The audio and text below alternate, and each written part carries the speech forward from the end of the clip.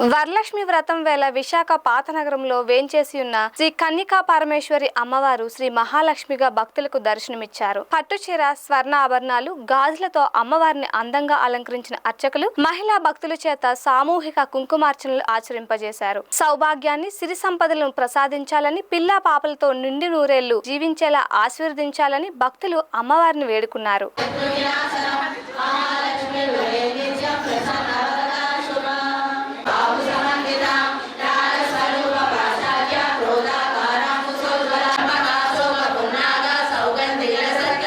వాసవీదేవి నమః.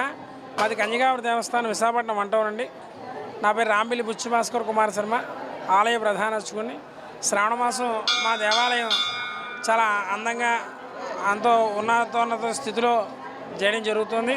అమ్మవారికి ఏ విధంగా లోటు లేకుండా అమ్మవారికి తెల్లవారుజామున 4 గంటల క్షీరాభిషేకం, పంచామృత అభిషేకం చేసి గాజులతోని, పసుపు కొమ్ములతోని అలంకరించడం జరిగింది. వచ్చిన మహిళలందరి చేత కూడా గాజులతో పూజ చేయించి ఆ గాజులు వాళ్ళకి ఇచ్చివేయడం జరుగుతుంది. అదేవిధంగా 250 నుంచి 300 మంది మహిళల చేత వరలక్ష్మి వ్రతాన్ని, పూజను కూడా జరిపిస్తున్నామండి. సాయంత్రం వరకు అలంకారం ఉంటుంది. భక్తులందరూ వచ్చి అమ్మవారి దర్శనం చేసుకుని అమ్మవారి యొక్క అనుగ్రహం పొంది అమ్మవారి కృపా కటాక్షం పొందుతారు మరీ కోరుతున్నామండి. జై వాసవి. నా పేరు పూషల శకుంతల.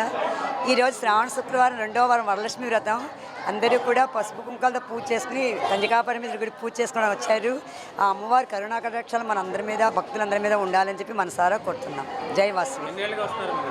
మేము 15 years పైన వస్తున్నట్టున్నాం అండి.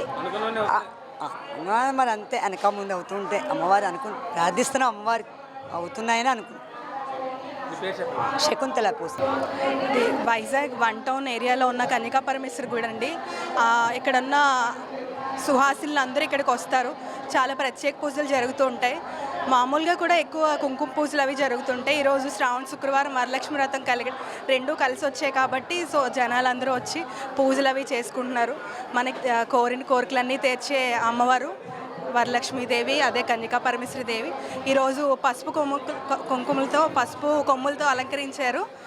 అందరూ వచ్చి అలా దర్శనం చేసుకొని అన్ని సౌభాగ్యాలు కలిగి ఉంటారని ఆశిస్తున్నాను. నా పేరు వాసవి అండి. అమ్మవారిని దర్శించుకోవడం మాకు ఎంతో ఆనందంగా ఉంటుంది. అమ్మవారి కృప అంతా మా మీద ఉండి మేము ఎంతో సౌభాగ్యంతో ఉంటామండి. ప్రతిరోజు రావండి, ఇలా అకేషన్లకు వస్తుంటారు. ప్రత్యేకత అంటే అమ్మవారికి సౌభాగ్యం కోసం అందరూ వస్తుంటారండి. అదే మహిళలు ఏం కోరుకుంటారంటే వాళ్ళు సౌభాగ్యంగా ఉండాలని కోరుకుంటారండి. అంతే, పిల్లలు బాగుంటారు అంతేనండి.